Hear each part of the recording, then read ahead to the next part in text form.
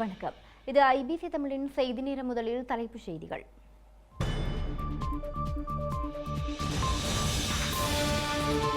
ஸ்ரீலங்காவில் தீவிர சர்ச்சையாகும் வெளிநாட்டவர்களுக்கான நுழைவு விசைவு சிக்கல். இந்திய விரோதத்தை தணிக்க குதித்த பொது பாதுகாப்பு அமைச்சர் டிரானலஸ்.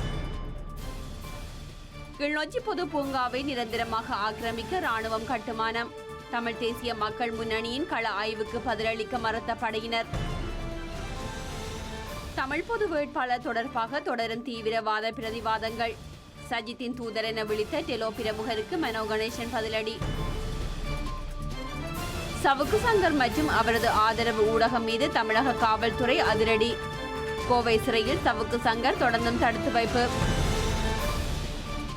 கிழக்கு ரஃபாவில் 1 லட்சம் மக்களை வெளியேற்றும் இஸ்ரேலிய உத்தரவால் பதற்றம். ரஃபா மீதான படை நடவடிக்கை குறித்து பெரும் அச்சம். உக்ரைனிய எல்லையில் அணு ஆயுத பயிற்சியை மேற்கொள்ள உத்தரவு. சீன அரச தலைவரின் ஐரோப்பிய பயணத்தின் மத்தியில் புட்டின் எச்சரிக்கை.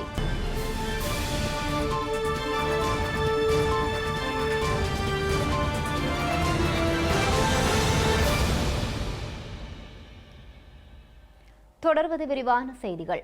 இலங்கைக்கு பயணம் செய்யும் வெளிநாட்டவர்களுக்கு இந்திய நிறுவனம் ஒன்றே நுழைவு விசையை வழங்குவதாக முன்வைக்கப்பட்ட குற்றச்சாட்டுகளை ஸ்ரீலங்கா பொதுமக்கள் பாதுகாப்பு அமைச்சர் டிரானலஸ் நிராகரித்துள்ளார். நுழைவு விசைவு செயல்முறையை மேற்கொள்ளும் விஎஃப்எஸ் குளோபல் எனப்படும் நிறுவனம் இந்தியாவினுடையது என முன்வைக்கப்படும் கருத்துக்கள் உண்மைக்கு புறம்பானது எனவும் இது தொடர்பில் தான் தனிப்பட்ட ரீதியில் ஆய்வுகளை மேற்கொண்டதாகவும் இன்று கொழும்பில் இடம்பெற்ற ஊடக சந்திப்பின் போது டிரானலஸ் தெரிவித்துள்ளார்.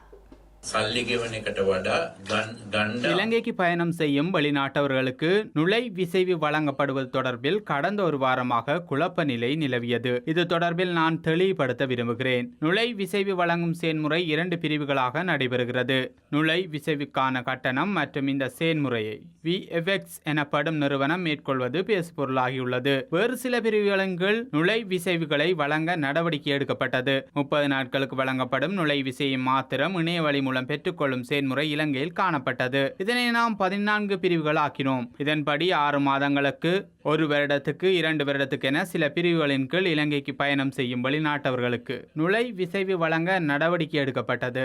கடந்த நவம்பர் மாதம் குறித்த நடவடிக்கை மேற்கொள்ளப்பட்டது. புதிய நுழை விசைவு நடைமுறை தொடர்பான பிரேரணை கடந்த நவம்பர் மாதம் 23ஆம் தேதி விவாதமின்றி ஸ்ரீலங்கா நாடாளுமன்றத்தில் ஏகமனதாக நிறைவேற்றப்பட்டது. நாடாளுமன்றத்தில் நிறைவேற்றப்பட்ட பிரேரணையில் தற்போது பரவலாக பேசப்படும் அனைத்து விடயங்களும் உள்ளடக்கப்பட்டுள்ளன. வருகை தரும் பயணிகளுக்கான நுழை விசைவு மற்றும் $75 அறவிடப்படும் நுழை விசைவு குறித்து இந்த பிரேரணையில் குறிப்பிடப்பட்டுள்ளது. எனினும் உமது மின்னணு பயண ஒப்புதல் முறையில் இதில் குறிப்பிடப்பட்ட விடயங்களை முன்னெடுக்க முடியாது. இதனால் கடந்த நவம்பர் மாதம் நிறைவேற்றப்பட்ட பிரேரணையை நடைமுறைப்படுத்த ஏப்ரல் 17ஆம் தேதி வரை காத்திருக்க வேண்டி ஏற்பட்டது. விஎஃப்எக்ஸ் எனப்படும் நிறுவனத்தினூடாகவே இதனை எம்மால் செய்ய முடியுமாயிருந்தது. அண்மையில் இந்த நுழை விசைவு வழங்கும் செயல்முறையில் ஏற்பட்டிருந்த தாமதத்தை நாம் ஏற்றுக்கொள்கிறோம். இலங்கையில் ஏற்கனவே நடைமுறையில் இருந்த மின்னணு பயண ஒப்புதல் முறையில் பல குறைபாடுகள் காணப்பட்டன. இதன் மூலம் ஒரு படத்தை கூட அனுப்ப முடியாது. விஎஃப்எக்ஸ் நிறுவனம் 67 நாடுகளில் அதன் சேவைகளை வழங்கி வருகிறது. அந்த நிறுவனத்தின் சேவைக்கு போட்டியாக உலகில் வேறு எந்த ஒரு நிறுவனமும் இல்லை. விஎஃப்எக்ஸ் நிறுவனம் இந்தியாவினுடையது அல்ல. குறித்த நிறுவனம் அதன் சேவைகளையும் இலங்கையில் நிறுவனம் முன்னெடுக்க திட்டமிட்டுள்ளவை தொடர்பிலும் இன்று அறிக்கை ஒன்றை வெளியிட்டுள்ளது. மேலும் கடந்த 1ஆம் தேதி கட்டுநாயக்க விமான நிலையத்தில் ஏற்பட்ட குழப்ப நிலையின் போது அங்கு இந்தியர்கள் சேவையில் இருக்கவில்லை. 13 இலங்கையர்களே குறித்த சேவையில் ஈடுபட்டிருந்தனர். விஎஃப்எக்ஸ் நிறுவனத்தின் அதிகாரிகளாக குறித்த தரப்பினர் சேவையாற்றியுள்ளனர். விஎஃப்எக்ஸ் நிறுவனத்தால் நுழை விசைவுகளுக்கு அனுமதி வழங்கவும் முடியாது, அதனை நிராகரிக்கவும் முடியாது. ஸ்ரீலங்கா குடிவரவு மற்றும் குடியகழ்வு திணைக்களத்தால் மாத்திரம் குறித்த நடவடிக்கையை முன்னெடுக்க முடியும். ஆவணப்படுத்தல் செயல்முறையை மாத்திரமே விஎஃப்எக்ஸ் நிறுவனத்தால் முன்னெடுக்க முடியும். கடந்த ஏப்ரல் மாதம் 17ஆம் தேதி முதல் இந்த நடைமுறையை பின்பற்றப்படுகிறது. இலங்கையில் தற்போது பின்பற்றப்படும் நுழை விசைவு முறை தொடர்பில் சிங்கப்பூரில் இருந்து இலங்கைக்கு பயணம் செய்யும் குழு விசாரணை ஒன்றை மேற்கொள்ள உள்ளது. இந்த நிலையில் கடந்த 1ஆம் விமான நிலையத்தில் குழப்பத்தை ஏற்படுத்திய நபருக்கு எதிராக சட்ட நடவடிக்கை எடுக்கப்படும். இலங்கைக்கு செல்லும் பயணிகளுக்கான நுழைவு விசைவை வழங்குவது அல்லது நிராகரிப்பது குறித்து தமது நிறுவனம் எந்தவொரு தீர்மானத்தையும் மேற்கொள்வதில்லை எனவும் அது ஸ்ரீலங்காவின் குடிவரவு மற்றும் குடியகழ்வு திணைக்களத்தின் தனிப்பட்ட விருப்பத்துக்கு உட்பட்டது எனவும் விஎஃப்எஸ் குளோபல் என்ற நிறுவனம் விளக்கமளித்துள்ளது. கட்டுநாயக்க விமான நிலையத்தில் நுழைவு விசைவு வழங்குவது தொடர்பான தீர்மானத்தை வெளிநாட்டு நிறுவனங்கள் மேற்கொள்வதாக தெரிவித்து இலங்கையர் ஒருவர் கேள்வி எழுப்பும் காணொலி வெளியானதை தொடர்ந்தும் விஎஃப்எஸ் குளோபல் நிறுவனம் இந்த கருத்தை கூறியுள்ளது. ஸ்ரீலங்காவின் கட்டுநாயக்க விமான நிலையத்தில் வருகை தந்த பின்னரான நுழைவு விசைவை வழங்கும் செயல்முறை நிர்வாகித்து வந்த விஎஃப்எஸ் குளோபல் என்ற நிறுவனம் தமக்கு எதிராக முன்வைக்கப்பட்டுள்ள குற்றச்சாட்டுகளுக்கு பதிலளிக்கும் வகையில் எழுதப்பட்ட கரிசனைகளை தெளிவுபடுத்தும் வகையில் இன்று அறிக்கையொன்றை வெளியிட்டுள்ளது. கடந்த 2004ஆம் ஆண்டு முதல் இலங்கையில் இயங்கி வரும் விஎஃப்எஸ் குளோபல் பிரித்தானியா, ஆஸ்திரேலியா, கனடா, நியூசிலாந்து மற்றும் செங்கன் நாடுகளான France, Germany, Switzerland, Italy, Norway, Austria, Latvia, Hungary, Croatia, Malta மற்றும் கிரேக்கம் உள்ளிட்ட 23 நாடுகளின் அரசாங்கங்களுக்கான நுழைவு விசை விண்ணப்பங்கள் செயல்முறையை எளிதாக்குவதாகவும் கூறியுள்ளது. விஎஃப்எஸ் குளோபல் கொழும்பு மற்றும் யாழ்ப்பாணத்தில் உள்ள 6 நுழைவு விசை மையங்களை நடத்தி வருவதாகவும் 123க்கும் மேற்பட்ட இலங்கை பிரஜைகள் தமது நிறுவனத்தில் பணிபுரிவதாகவும் தெரிவித்துள்ளது. கடந்த 2004ஆம் ஆண்டு முதல் விஎஃப்எஸ் குளோபல் இலங்கையில் 3.2 மில்லியனுக்கும் அதிகமான விண்ணப்பங்களை செயலாக்கம் செய்துள்ளது எனவும் தெரிவிக்கப்பட்டுள்ளது. அத்துடன் ஸ்ரீலங்கா அரசாங்கத்தின் புதிய இலத்திரனிய நுழைவு விசைக்கான தீர்வாக குடிவரவு மற்றும் குடியகல்வு திணைக்களம் தம்மையும் பங்காளியாக கொண்ட முத்தரப்பு உடன்படிக்கையில் கையெழுத்திட்டது எனவும் விஎஃப்எஸ் குளோபல் கூறியுள்ளது. விண்ணப்ப செயல்முறை தொடர்பாக கண்காணிப்பை மேற்கொள்ளாத மற்றும் நிர்வாகம் சார்ந்த பணிகளில் மாத்திரமே விஎஃப்எஸ் குளோபல் மேற்கொண்டதாகவும் தெரிவிக்கப்பட்டுள்ளது. தற்போது மொத்தம் 66 இலங்கை பிரஜைகள் தமது நிறுவனத்தில் பணிபுரிகின்றனர் எனவும் விரைவில் பணிபுரியும் இலங்கை பிரஜைகளின் எண்ணிக்கை 100ஆக அதிகரிக்கும் எனவும் எதிர்பார்க்கப்படுகிறது எனவும் விஎஃப்எஸ் குளோபல் குறிப்பிட்டுள்ளது. தாய்லாந்து, துபாய், எக்குவடோரியா, கினியா, அஜர்பைஜான் மற்றும் சுரினாம் உள்ளிட்ட 12 நாடுகளின் அரசாங்கங்களுக்கு தமது எண்ணியல் இலத்திரனியல் நுழைவு விசை தளத்தை வழங்கிய அனுபவம் இருப்பதாகவும் விஎஃப்எஸ் குளோபல் கூறுகின்றது. நுழைவு விசை வழங்கும் முறையில் எண்ணியல் மாற்றம் மற்றும் நவீனமயமாக்கலின் ஒரு பகுதியாக தமது இலத்திரனியல் நுழைவு விசைவு வருகை தந்த பின்னரான நுழைவு விசைவு வழங்கும் செயல்முறைக்கு விஎஃப்எஸ் குளோபல் எண்ணியல் தளத்தை ஏற்றுக்கொள்ள ஸ்ரீலங்கா அரசாங்கம் முடிவு செய்தது எனவும் சுட்டிக்காட்டப்பட்டுள்ளது. சுற்றுலா மற்றும் முதலீட்டு வாய்ப்புகளை அதிகரிக்க உதவும் வகையில் இந்த செயல்முறையை தடையின்றி உருவாக்குவதே இதன் நோக்கமாகும் எனவும் விஎஃப்எஸ் குளோபல் கூறியுள்ளது. அனைத்து நுழைவு விசை வகைகளிலும் அமைச்சரவையால் அங்கீகரிக்கப்பட்ட மொத்த சேவை கட்டணம் $18.50 கட்டணம் செயலாக்கப்பட்ட கட்டணங்கள் மற்றும் பொருந்தக்கூடிய உள்ளூர் வரிகள் ஆகியவையும் சேவை கட்டணத்துடன் மேலதிகமாக அறவிடப்படுவதாகவும் அந்த நிறுவனம் விளக்கமளித்துள்ளது. முழுமையான செயல்முறையை நிர்வகிப்பதில் அதிகரித்த செயற்றுடன் வெளிப்படைத்தன்மை மற்றும் மேம்படுத்தப்பட்டு வள பயன்பாடு ஆகியவற்றிலிருந்து ஸ்ரீலங்கா அரசாங்கம் பலனடைகின்றது எனவும் விஎஃப்எஸ் குளோபல் தனது விளக்க அறிக்கையில் மேலும் குறிப்பிட்டுள்ளது. இதேவேளை கட்டுநாயக்க விமான நிலையத்தில் குழப்பத்தை ஏற்படுத்தும் வகையில் செயல்பட்டு சட்டத்தரணி சத்துருவன் குமாரசிங்க எனும் இளைஞன் இன்று விசாரணைகளுக்காக ஸ்ரீலங்கா விமான நிலைய காவல்துறையில் முன்னிலையாகியுள்ளார். வாக்குமூலம் ஒன்றை வழங்குவதற்காக விடுவிக்கப்பட்ட அழைப்புக்கமைய தான் இன்று காவல்துறையில் முன்னிலையாகதாக அவர் குறிப்பிட்டுள்ளார். சர்வதேசத்தை பிரதிநிதித்துவப்படுத்தும் நபரெனவும் அரசியல் ஆதிக்கத்துடன் செயற்படுவதாகவும் தனக்கு எதிராக வெளியாகும் செய்திகள் போலியானவை என சட்டத்தரணி சந்தர்வன் குமாரசிங்க தெரிவித்துள்ளார். அத்துடன் ஸ்ரீலங்காவின் சுற்றுலாத்துறையை சீர்குலைக்கும் வகையில் தான் செயற்பட்டிருந்ததாகவும் சமூக ஊடகங்களில் பல விமர்சனங்கள் முன்வைக்கப்பட்டு வருவதாகவும் அவர் கூறியுள்ளார். இலங்கையில் தொழில் வாய்ப்பற்ற நிலையில் பல இளைஞர்கள் இருப்பதாகவும் அவர்களுக்கு வேலை வாய்ப்புகள் வழங்கப்படாத நிலையில் ஸ்ரீலங்கா விமான நிலையத்தில் இந்தியர்கள் சேவையாற்றுவதாகவும் சந்தர்வன் குமாரசிங்க தெரிவித்துள்ளார். ஒரு சட்டத்தரணியாகவும் நாட்டின் சுற்றுலாத்துறையின் மீது அக்கறை உள்ள ஒருவராகவும் தான் விமான நிலையத்தில் வைத்து தனது உரிமைகளுக்காக குரல் கொடுத்ததாகவும் ஸ்ரீலங்காவின் அரசியலமைப்புக்கமைய தனிநபர் ஒருவருக்கு பேச்சு மற்றும் கருத்து சுதந்திரம் வழங்கப்பட்டுள்ளதாகவும் அவர் சுட்டிக்காட்டியுள்ளார். ஸ்ரீலங்காவின் தேசிய வளங்கள் விற்பனை செய்யப்படும் போது அதற்கு எதிராக குரல் கொடுக்க அனைவருக்கும் உரிமை உண்டு என்பதை அவர் சுட்டிக்காட்டியுள்ளதோடு தன்னை போன்ற நாட்டில் உள்ள இளைஞர்களுக்காக சமூக ஆர்வலர்கள், பொதுமக்கள், அரசியல்வாதிகள் உள்ளிட்ட அனைவரும் குரல் கொடுக்க வேண்டும் எனவும் கோரியுள்ளார். கிளிநொச்சியின் மத்திய பகுதியில் உள்ள பொது பூங்காவான சந்திரன் பூங்காவில் ஸ்ரீலங்கா ராணுவத்தினர் சட்டவிரோதமான முறையில் நிர்மாண பணிகளை மேற்கொண்டு வருவதாக தமிழ் தேசிய மக்கள் முன்னணியின் பேச்சாளர் கானா சுகாஸ் தெரிவித்துள்ளார். இது தொடர்பாக கரைச்சி பிரதேச சபையில் முறைப்பாடு பதிவு செய்யப்பட்டுள்ளதுடன் தமிழ் தேசத்தின் நிர்வாக தலைநகர் பறிபோகுவதற்கு எதிராக ஆர்ப்பாட்டம் நடத்தப்படும் என்றும் தெரிவித்துள்ளார். கிளிநொச்சி மத்திய பகுதியில் உள்ள சந்திரன் பூங்காவில் சட்டவிரோதமான முறையில் ஸ்ரீலங்கா ராணுவத்தினர் கட்டுமான பணிகளை மேற்கொண்டுள்ளனர். குறித்த பூங்கா இராணுவத்தினரின் கட்டுப்பாட்டில் காணப்படும் நிலையிலேயே சட்டவிரோதமான முறையில் கட்டுமான பணிகள் முன்னெடுக்கப்பட்டுள்ளன. கரைச்சி பிரதேச சபையின் அனுமதியை பெற்றுக் கொள்ளாது கட்டுமான பணிகள் இடம்பெற்று வரும் நிலையில் அதனை தமிழ் தேசிய மக்கள் முன்னணியின் ஊடக பேச்சாளர் சுகாஸ் உள்ளிட்ட குழுவினர் நேரில் சென்று பார்வையிட்டுள்ளனர். இது தொடர்பாக கரைச்சி பிரதேச சபையில் முறைப்பாடு ஒன்றையும் பதிவு செய்துள்ளனர். கிளிநொச்சியினுடைய மைய பகுதியிலே அமைந்திருக்கின்ற பொது பூங்காவான சந்திரன் பூங்காவில் இராணுவத்தினர் சட்டவிரோதமாக கட்டுமான பணிகளை ஆரம்பித்திருக்கின்றார்கள். இது ஒரு பொது பூங்கா, பொதுமக்களுக்கு சொந்தமானது. இங்கே ஏதாவது கட்டுமான பணிகளை மேற்கொள்வதாக இருந்தால் கரைச்சி பிரதேச சபையிலே முறையாக அனுமதி எடுத்துதான் மேற்கொள்ள முடியும். அதையும் இராணுவத்தினர் செய்ய முடியாது. இராணுவத்தினர் சந்திரன் பூங்காவிலே மேற்கொண்டு வருகின்ற பணிகள் சட்டவிரோதமானது.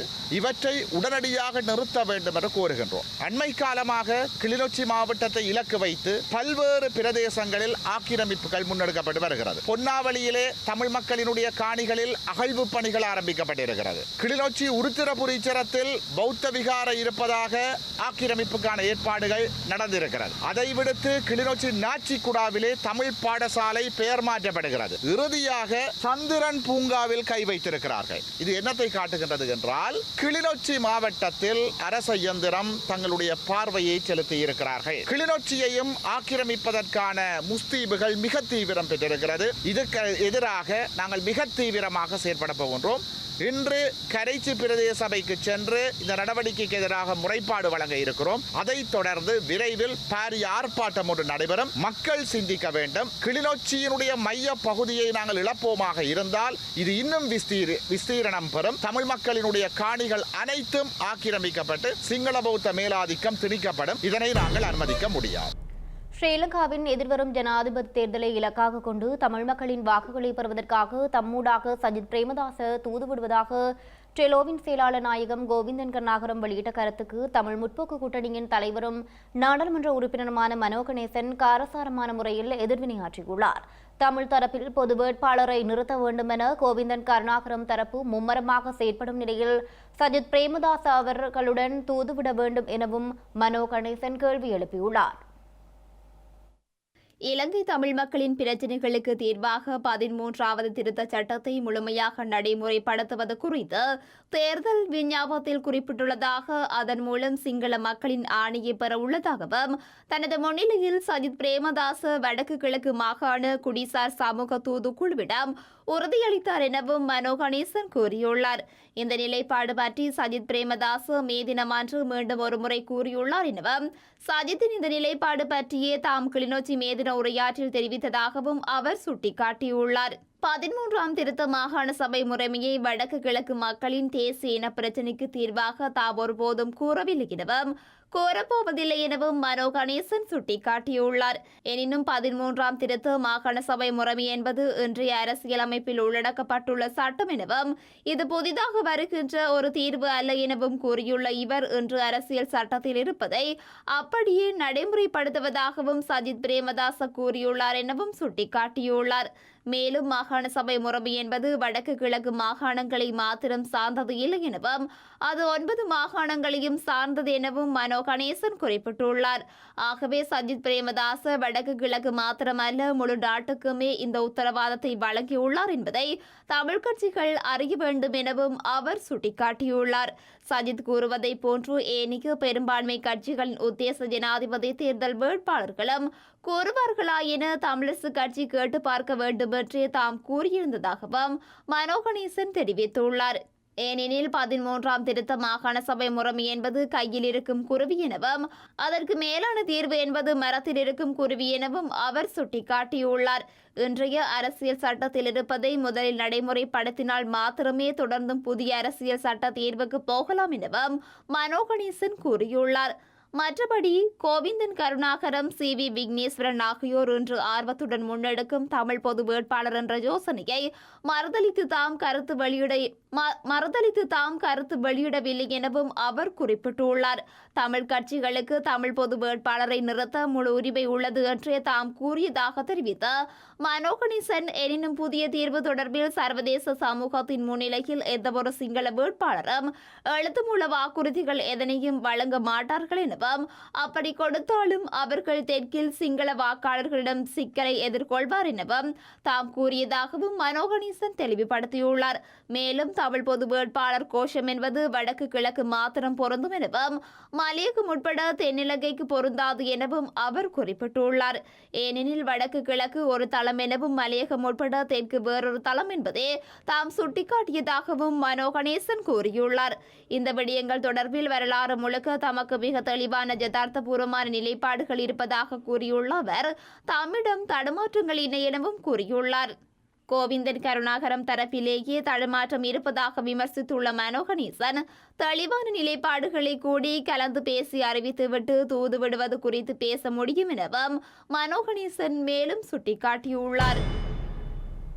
பிரித்தானிய வெளிவிவகார பொதுநலவாய மற்றும் அபிவிருத்தி அலுவலகத்தின் இந்து பசிபிக் பிராந்திய பணிப்பாளர் பெண்மலர் தலைமையிலான குழுவினருக்கும் தேசிய மக்கள் சக்தியின் தலைவர் அனுரகுமார திசாநாயக்க தலைமையிலான குழுவினருக்கும் இடையில் கலந்துரையாடல் ஒன்று இடம்பெற்றுள்ளது. இந்த சந்திப்பு இன்று பிற்பகல் மக்கள் விடுதலை முன்னணியின் தலைமையகத்தில் இடம்பெற்றுள்ளது. தேசிய மக்கள் சக்தியின் தலைவர் அனுரகுமார திசாநாயக்க பிரித்தானியாவிற்கு பயணம் செய்ய உள்ள நிலையில் இந்த சந்திப்பு இடம்பெற்றுள்ளது.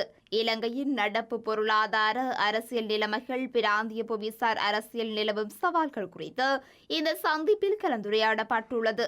அத்துடன் ஐக்கிய ராஜ்யத்திற்கும் இலங்கைக்கும் இடையிலான உறவுகள் குறித்தும் இதன் போது ஆராயப்பட்டுள்ளது. இந்த சந்திப்பில் ஐக்கிய ராஜ்யத்தின் வெளிவிவகார பொதுநலவாய மற்றும் அபிவிருத்தி அலுவலகத்தின் இலங்கை பிரதானி சோமைரா ஹாஷியா, இலங்கைக்கான பிரித்தானியாவின் உயர்ஸ்தானிகர் ஆண்ட்ரூ பெட்ரிக் மற்றும் முதலாவது செயலாளர் டாம் சோப்பர், தேசிய மக்கள் சக்தியின் சார்பில் தேசிய நிறைவேற்று பேரவை உறுப்பினர் விஜித கேரத் ஆகியோர் கலந்து கொண்டிருந்தனர். ஜேவிபி மீண்டும் ஆயுத நடவடிக்கைக்கு தயாராகி வருகிறதா என்ற சந்தேகம் எழுந்துள்ளதாக ஐக்கிய மக்கள் சக்தியின் முன்னாள் நாடாளுமன்ற உறுப்பினர் அஜித் பி பெரேரா கேள்வி எழுப்பியுள்ளார். கொழும்பில் உள்ள எதிர்க்கட்சித் தலைவரின் அலுவலகத்தில் நடைபெற்ற ஊடகவியலாளர் சந்திப்பில் கலந்து கொண்டு கருத்து தெரிவிக்கும் போதே அவர் இதனை கூறியுள்ளார். மக்கள் விடுதலை முன்னணியின் அரசாங்கத்தின் கீழ் சட்டத்தை நிர்வகிக்கும் அதிகாரம் உள்ளூர் மட்டத்திற்கே வழங்கப்படும் என அந்த கட்சியின் கேடி லால்காந்த் தெரிவித்திருப்பது ஜனநாயகத்திற்கு பாரிய அச்சுறுத்தல் என அஜித் பி பெரேரா தெரிவித்துள்ளார். 88, 89 ஆண்டுகளில் பல்லாயிரக்கணக்கான மக்களின் மரணத்திற்கு வழிவகுத்த அரசியல் மீண்டும் தலை தூக்குகிறது என அவர் எச்சரித்துள்ளார். ஜேவிபிக்கு குறைந்த எண்ணிக்கையிலான உறுப்பினர்கள் இருந்த போதிலும் ஜேவிபியின் கிராம குழுக்களின் ஊடாக நீதி வழங்கப்பட்டதை நாம் நினைவில் வைத்துள்ளதாகவும் அதன் மூலம் பலர் கொல்லப்பட்டனர் எனவும் அஜித் பி பெரேரா கூறியுள்ளார். அவர்கள் வழக்குகளை விசாரித்து மக்களுக்கு தண்டனை வழங்கினர் எனவும் சிலர் கொல்லப்பட்டனர் எனவும் ஐக்கிய மக்கள் சக்தியின் முன்னாள் நாடாளுமன்ற உறுப்பினர் குறிப்பிட்டுள்ளார். அருட்தந்தை மைக்கேல் ரொட்ரிகோ, கொழும்பு பல்கலைக்கழகத்தின் துணைவேந்தர் ஸ்டான்லி விஜயசுந்தர் ஆகியோரை கொல்ல மக்கள் விடுதலை முன்னணி தீர்மானித்தது எனவும் அவ்வாறு தான் அவர்கள் நீதி வழங்கினர் எனவும் அஜித் பி பெரேரா தெரிவித்துள்ளார். மக்கள் விடுதலை முன்னணியின் பயங்கரவாத நடவடிக்கைகள் மற்றும் சித்தாந்தத்திற்கு எதிரான மக்களை அவர்கள் கொன்றனர் எனவும் அவர் கூறியுள்ளார். அந்த பயங்கரவாத இயக்கத்தின் தலைவராக இருந்த லால்காந்த் மக்கள் விடுதலை முன்னணியின் மே தினத்தில் மக்களை பார்த்து சட்டத்தை நடைமுறைப்படுத்துவதாகவும் நீதித்துறை அதிகாரங்களும் வழங்கப்படும் எனவும் ஐக்கிய மக்கள் சக்தியின் முன்னாள் நாடாளுமன்ற உறுப்பினர் அஜித் பி பெரேரா மேலும் சுட்டிக்காட்டியுள்ளார். வடக்கு கிழக்கு உள்ளிட்ட இலங்கையின் பல பகுதிகளில் அதிகரித்துள்ள வெப்பநிலை காரணமாக வெப்ப பாரசவாத நோய் ஏற்படக்கூடிய வாய்ப்புகள் காணப்படுவதாக யாழ் போதனா வைத்தியசாலையின் பொது வைத்திய நிபுணர் வைத்தியர் டி பேனானந்தராஜா தெரிவித்துள்ளார். அதிகரித்துள்ள வெப்பநிலை தொடர்பில் மக்களுக்கு விழிப்புணர்வு ஏற்படுத்தும் வகையில் இன்றைய தினம் யாழ் போதனா வைத்தியசாலையில் ஏற்பாடு செய்யப்பட்டிருந்த ஊடக சந்திப்பில் அவர் தெரிவித்துள்ளார். உங்களுக்கு எல்லாருக்கும் தெரியும், வியர்க்குறுப்பரு, இதை விட வேறு ரேஷஸ் வரலாம். அடுத்ததாக ஹீட் கிராம்ஸ் என்று சொல்லுவோம், அதாவது தசை பிடிப்பு அல்லது தசையில் நோ ஏற்படும். இது இந்த ஹீட்டால வியர்வை வந்து உப்புக்களின் அளவு ரத்தத்தில் குறையும் பொழுது இந்த தசை பிடிப்புகள் ஏற்படுகிறது. அதை விட ஹீட் எக்ஸ்போஷர் என்று சொல்லுவோம், இந்த சிவியர் ஸ்வெட்டிங், அதாவது வியர்வை அதிக அளவு ஏற்படுவதால உடம்பில் நீரின் அளவு குறைகிறது. நீரின் அளவு குறைவதால மயக்கம், தலை சுற்று போன்ற பல பிரச்சனைகள் உருவாகின்றன. இதை விட முக்கியமான பிரச்சனை ஹீட் ஸ்ட்ரோக் என்று சொல்லுவோம். ஸ்ட்ரோக் என்று நீங்கள் கேள்விப்பட்டிருப்பீர்கள். பாரிசவாதம் என்று, அது பிரஷரால வந்து மூளையிலே இரத்த கசிவு ஏற்படுவதாலேயோ, மூளையின் இரத்த குழாய்கள் அடைபடுவதனால் மூளையின் சில பகுதிகள் பழுதடைவதாலேயோ ஏற்படுகிறது. அதேபோல் இந்த உடல் வெப்பநிலை அதிகரிக்கின்ற பொழுது, அதாவது உடல் வெப்பநிலை 40.5 சென்டிகிரேட்டுக்கு அதிகமாகவும் அல்லது 105 ஃபahrenheit அதிகமாகும் போது மூளையின் செயற்பாடுகள் பாதிக்கப்படும். மூளையில் ஒரு ஆக்சிடென்ட், அதை நாங்கள் ஸ்ட்ரோக் என்று சொல்லுவோம். அவர்கள் தங்கள் அறிவை இழக்கின்றார்கள், மயங்கி விழுகிறார்கள், அறிவு அற்றுப் போகிறார்கள். அதைவிட பல செயற்பாடுகள் நடைபெறுகின்றன. இதன் போது அவர்களுடைய பல்ஸ் ரேட், ஹார்ட் ரேட் கூடுகிறது, பிரஷர் குறைவடைகின்றது. இதால் மற்ற உடம்புகளுக்கு போகின்ற இரத்த ஓட்டத்தின் அளவு குறைவு அடைவதால் சிறுநீரகத்தில் பாதிப்பு ஏற்படலாம், ஈரலில் பாதிப்பு ஏற்படலாம், இருதயத்தில் பாதிப்பு ஏற்படலாம். பலவிதமான எரித்மியாஸ், அதாவது இதய துடிப்பு வீதத்தில் மாற்றங்கள் ஏற்படலாம். அதைவிட சுவாசத்திலே செயற்பாடுகள் மாற்றம் ஏற்படலாம். சுவாசத்தின் வேகம் அதிகரிக்கும், அது ஆக்சிஜனேஷன் குறைவடையும், ARDS என்று சொல்லுவோம், அல்லது நான் கார்டியோஜெனிக் எடிமா என்று சொல்லுவோம். இதனால் அவர்களுக்கு செயற்கை சுவாசம் அளிக்க வேண்டிய செயற்பாடுகள் தேவைப்படுகின்றது. இதைவிட இரத்தத்தில் குருதி சிறுதட்டுக்களின் அளவு குறைவடையும். அதைவிட அந்த coagulation disorders வருகிறது. அதை நாங்கள் DIC என்று சொல்லுவோம், டிசமினேட்டட் இன்ட்ராவெஸ்குலர் coagulation. இதால் இரத்தப்பெருக்கு போன்ற பல குறைபாடுகள், பல நோய்கள் ஏற்படுகிறது. யாழ் போதனா வைத்தியசாலையின் பெயருக்கு அவதூறு ஏற்படுத்தும் வகையில் செய்திகளை வெளியிடுவதை தவிர்த்துக் கொள்ளுமாறு வைத்தியசாலை பணிப்பாளர் வைத்தியர் சத்தியமூர்த்தி ஊடகங்களிடம் கேட்டுக் கொண்டுள்ளார். அவதூறு பரப்பும் செய்திகளினால் நோயாளர்கள் வைத்தியசாலைக்கு வருவதை தவிர்க்கும் நிலை ஏற்படலாம் என்று இன்று இடம்பெற்ற ஊடக சந்திப்பில் அவர் தெரிவித்திருந்தார். இங்கே வரும் நோயாளிகளும் உறவினர்களும் அவர்கள் எதிர்காலத்திலும் ஒரு நம்பிக்கையோடு வந்து சிகிச்சை பெறுவதற்கு அவதூறு செய்வதை முற்றாக அவர்கள் நிறுத்தி கொள்ள வேண்டும். ஏனெனில் குறிப்பாக இங்கே நம்பிக்கையோடு சிகிச்சை வர வேண்டிய பலர் இருப்பார்கள். அவர்களுக்கு ஒரு பதட்டமான மனநிலை ஏற்பட்டால் வைத்தியசாலைக்கு வராமல் உயிரிழப்பு ஏற்படலாம். குறிப்பாக வயோதிபர்கள், இதன் மீது நம்பிக்கை கொண்டு வருபவர்கள் மீது கடுமையான நோய் உள்ளவர்கள், உதாரணமாக இருதய சிகிச்சை மற்றும் சிக்கலான சிகிச்சை பெற வேண்டியவர்கள், அவர்கள் கட்டாயம் வைத்தியசாலைக்கு வந்து சிகிச்சை பெற வேண்டும்.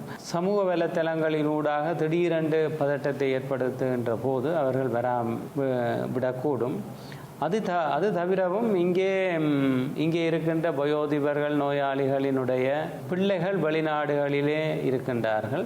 அவர்களுக்கு கடுமையான வெறுப்பு இந்த வைத்தியசாலை மீது ஏற்படலாம். ஏனெனில் அவர்களுடைய பெற்றோர்களும் ஏனைய தேவைகளுக்காக இங்கே வந்து சிகிச்சை பெறுவதற்கு இவ்வாறான ஒரு நிலை ஏற்படும் என அவர்கள் எண்ணக்கூடும். ஆகவே உண்மைத்தன்மையை அறிந்து குறிப்பாக வைத்தியசாலை நிர்வாகத்தினரோடும் கலந்துரையாடி உண்மையில் செய்திகளை வெளியிட்டால் அது பொருத்தமாக இருக்கும். ஸ்ரீலங்கா சுதந்திர கட்சியை பணத்திற்காக கட்சியின் முன்னாள் தலைவரும் முன்னாள் ஜனாதிபதியுமான மைத்ரிபால சிறிசேன விற்பனை செய்துள்ளதாக அந்த கட்சியின் பொதுச் செயலாளர் தயாசிரி ஜெயசேகர குற்றம் சாட்டியுள்ளார். பணத்துக்கு ஆசைப்பட்டு ஸ்ரீலங்கா சுதந்திர கட்சியின் ஜனாதிபதி வேட்பாளரை மைத்ரிபால சிறிசேன சுயாதீனமாக தெரிவு செய்துள்ளதாக தயாசிரி ஜெயசேகர சுட்டிக்காட்டியுள்ளார். அரசியல்வாதி ஒருவரிடம் பணம் இருக்கிறது என்பதற்காகவும் அமைச்சர் பதவி இருக்கிறது என்பதற்காகவும் அவரை ஜனாதிபதி வேட்பாளராக களமிறக்க முடியாது என ஸ்ரீலங்கா சுதந்திர கட்சியின் பொதுச் செயலாளர் தயாசிரி ஜெயசேகர சுட்டிக்காட்டியுள்ளார். பணத்தின் அடிப்படையில் ஒருவருக்கு வாய்ப்பு வழங்கப்படுவது சட்டவிரோதமானது எனவும் நியாயமற்றது எனவும் அவர் குறிப்பிட்டுள்ளார்.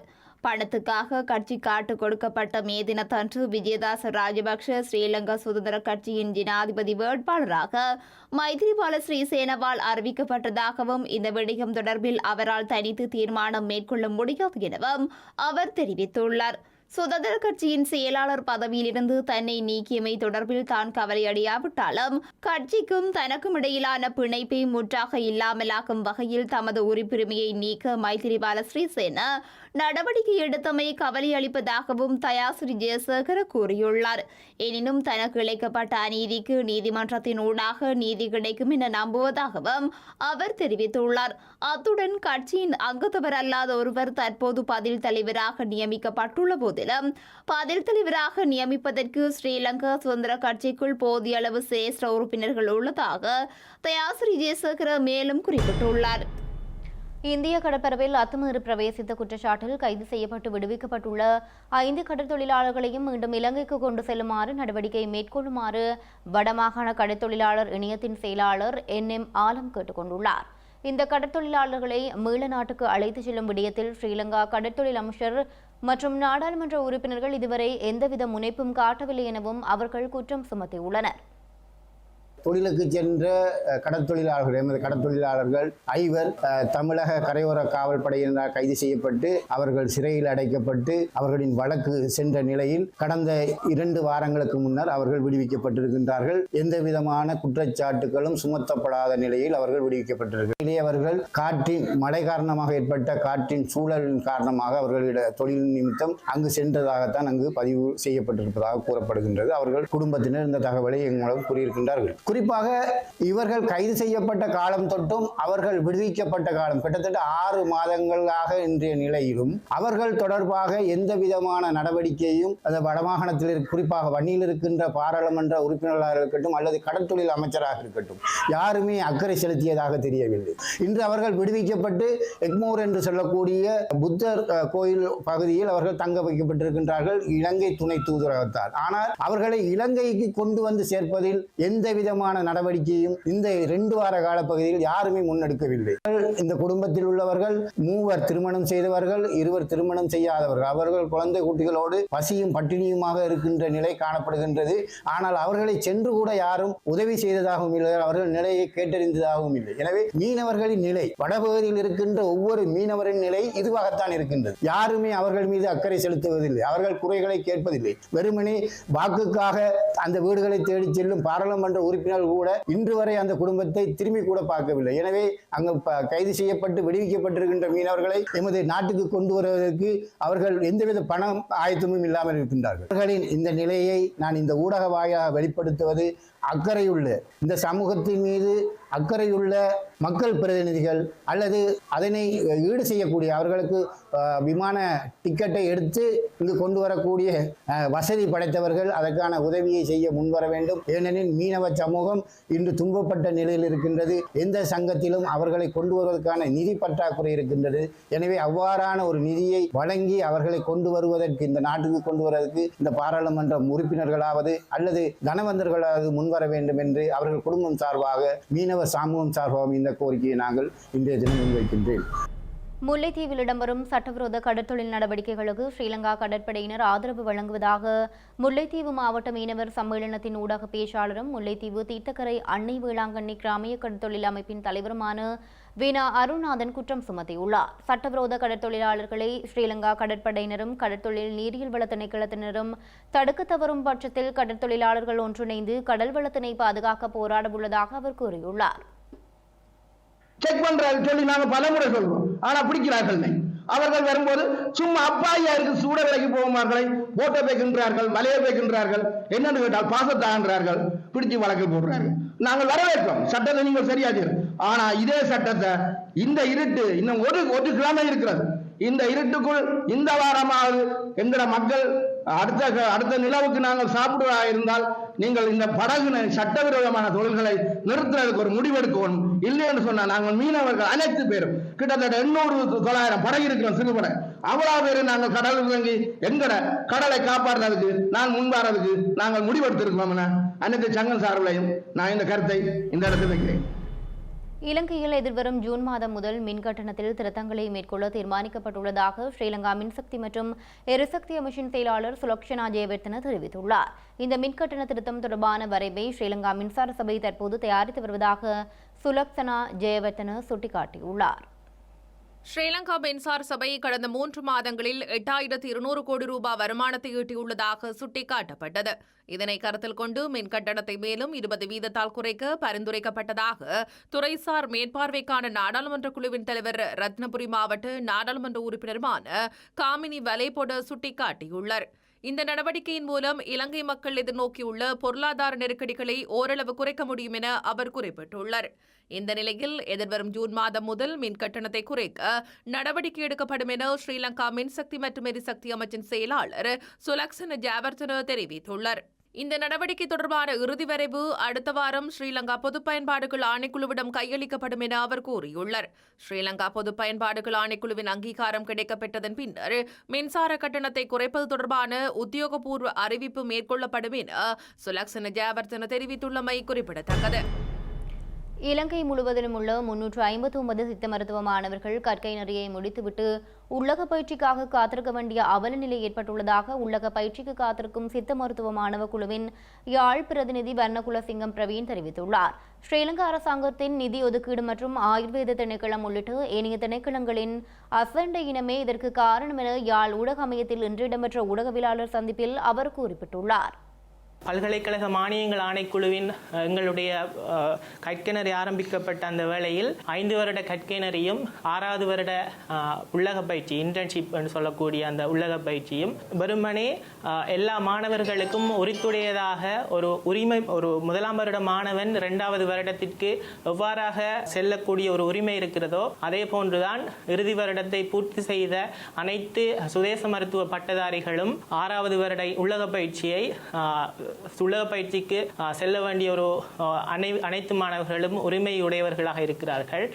யாழ்ப்பாண பல்கலைக்கழகம் மாத்திரமல்ல, திருவோணமலை வளாகம், கிழக்கு பல்கலைக்கழகத்தினுடைய திருவோணமலை வளாகம் மற்றும் கொழும்பு பல்கலைக்கழகத்தினுடைய ஆயுர்வேதம் மற்றும் யுனானி மாணவர்கள், மற்றது கம்பக விக்ரமராட்சி ஆயுர்வேத மாணவர்கள், இவ்வாறாக இலங்கையிலிருந்து மொத்தமாக 359 மாணவர்கள் இந்த உள்ளக பயிற்சிக்காக, அதிலும் குறிப்பாக யாழ்ப்பாண பல்கலைக்கழக 2015ஆம் ஆண்டு ஏலவல் எடுத்த மாணவர்கள் சுமார் 2 வருட காலமாகவும் 2016ஆம் ஆண்டு உயர்ந்த பரீட்சைக்கு தோற்றிய நாங்கள் அண்மித்த 1 வருட காலமாகவும் அதிகூடிய நாட்களாக இந்த உள்ளக பயிற்சியை எதிர்பார்த்து காத்திருந்தோம். இருந்த போதிலும் ஆயுர்வேத திணைக்களத்தினுடைய சில குளறுபடியான விடயங்கள் எங்களுடைய அந்த உள்ளக பயிற்சியை தடுத்திருந்தது. அவர்களிடம் நாங்கள் இது தொடர்பாக கதைத்திருந்த போது பல்கலைக்கழக மானியங்கள் ஆணைக்குழுவானது வெறுமனே 60 மாணவர்களுக்கு மாத்திரம் அனுமதி அளித்துள்ளது என்று குறிப்பிட்டிருந்தார்கள். ஆனால் இங்க ஒரு கேள்வி எழுகிறது, உள்ளக பயிற்சியானது அனைத்து மாணவர்களுக்குமான ஒரு உரிமையாகும். அதை எவ்வாறு இந்த பல்கலைக்கழக மானியங்கள் ஆணைக்குழு 60 மாணவர்களுடன் மட்டுப்படுத்தப்பட்டிருந்தது என்றது ஒரு கேள்வியாக இருக்கிறது. வரலாற்று சிறப்புமிக்க யாழ்ப்பாணம் சுதுமலை ஸ்ரீ புவனேஸ்வரி அம்பாள் ஆலய வருடாந்த மகோற்சவ திருவிழா இன்றைய தினம் கொடியேற்றத்துடன் ஆரம்பமாகியுள்ளது. அதிகளவான பக்தர்களின் பங்கேற்புடன் இன்று காலை மகோற்சவ திருவிழா ஆரம்பமாகியுள்ளது.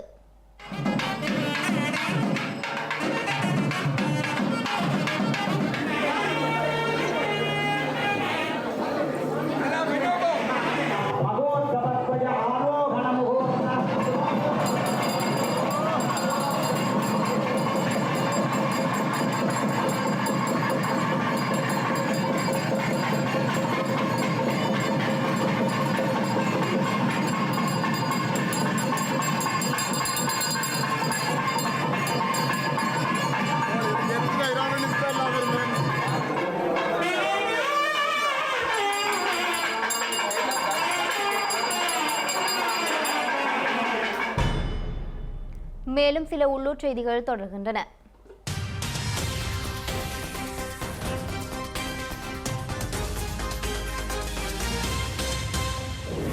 யாழ்ப்பாணம் வடமராட்சி கிழக்கு பிரதேசத்தில் உள்ள வீடொன்றிலிருந்து கஞ்சா பொருளை மறைத்து வைத்திருந்த 2 சந்தேக நபர்கள் வவுனியா காவல்துறை விசேட புலனாய்வு பிரிவினரால் கைது செய்யப்பட்டுள்ளனர். இதன்போது 30 கிலோ 500 கிராம் கஞ்சா போதைப் பொருள் கைப்பற்றப்பட்டுள்ளது. கைது செய்யப்பட்ட சந்தேக நபர்கள் மற்றும் மீட்கப்பட்ட கஞ்சா பொருட்கள் என்பன மருதங்கேணி காவல் நிலையத்தில் ஒப்படைக்கப்பட்டுள்ளன. வவுனியா புளியங்குளம் காவல் நிலையத்தில் காவல்துறை அதிகாரிகள் முன்னிலையில் குடும்பஸ்தர் ஒருவரை தாக்கிய நபரை கைது செய்யுமாறு கோரி வவுனியா கண்டி வீதியில் அமைந்துள்ள சிரேஷ்ட காவல்துறை அத்தியட்சகர் அலுவலகம் முன்பாக இன்று கவனஈர்ப்பு போராட்டம் ஒன்று முன்னெடுக்கப்பட்டது. வவுனியா சிரேஷ்ட காவல்துறை அத்தியட்சகர் ஆர்ப்பாட்டத்தில் ஈடுபட்டவர்கள் சார்பாக 10 பேரை அழைத்து பேசி குறித்த பிரச்சினைக்கு தீர்வினை பெற்றுத் தருவதாக உறுதியளித்தார். இதனைத் தொடர்ந்து குறித்த ஆர்ப்பாட்டக்காரர்கள் அங்கிருந்து கலைந்து சென்றுள்ளனர். கிளிநொச்சி ராமநாதபுரம் பிரிவுக்குட்பட்ட கல்மடு காட்டுப்பகுதிக்குள் அனுமதியின்றி நுழைந்து மரங்களை வெட்டிய 5 இளைஞர்கள் ராமநாதபுரம் காவல்துறையினரால் கைது செய்யப்பட்டுள்ளனர்.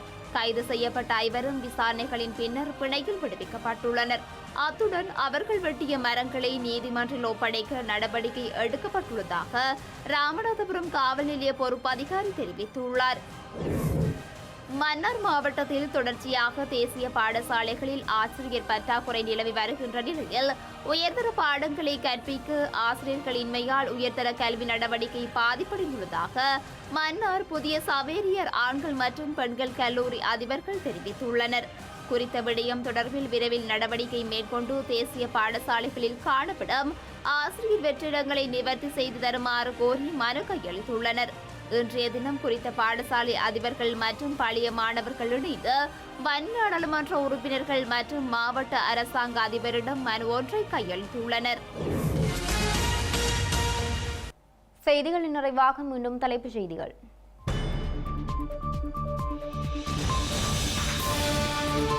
ஸ்ரீலங்காவில் தீவிர சர்ச்சையாகும் வெளிநாட்டவர்களுக்கான நுழைவு விசைவு சிக்கல். இந்திய விரோதத்தை தணிக்க குறித்த பொது பாதுகாப்பு அமைச்சர் டிரானலஸ். கிளிநொச்சி பொது பூங்காவை நிரந்தரமாக ஆக்கிரமிக்க ராணுவம் கட்டுமானம். தமிழ் தேசிய மக்கள் முன்னணியின் கள ஆய்வுக்கு பதிலளிக்க மறுத்த படையினர். தமிழ் பொது வேட்பாளர் தொடர்பாக தொடரும் தீவிரவாத பிரதிவாதங்கள். சஜித்தின் தூதர் என விழித்த டெலோ பிரமுகருக்கு மனோ கணேசன் பதிலடி. சவுக்கு சங்கர் மற்றும் அவரது ஆதரவு ஊடகம் மீது தமிழக காவல்துறை அதிரடி. கோவை சிறையில் சவுக்கு சங்கர் தொடர்ந்தும் தடுத்து வைப்பு. கிழக்கு ரஃபாவில் 1,00,000 மக்களை வெளியேற்றும் இஸ்ரேலிய உத்தரவால் பதற்றம். ரஃபா மீதான படை நடவடிக்கை குறித்து பெரும் அச்சம். உக்ரைனிய எல்லையில் அணு ஆயுத பயிற்சியை மேற்கொள்ள உத்தரவு. சீன அரச தலைவரின் ஐரோப்பிய பயணத்தின் மத்தியில் புட்டின் எச்சரிக்கை.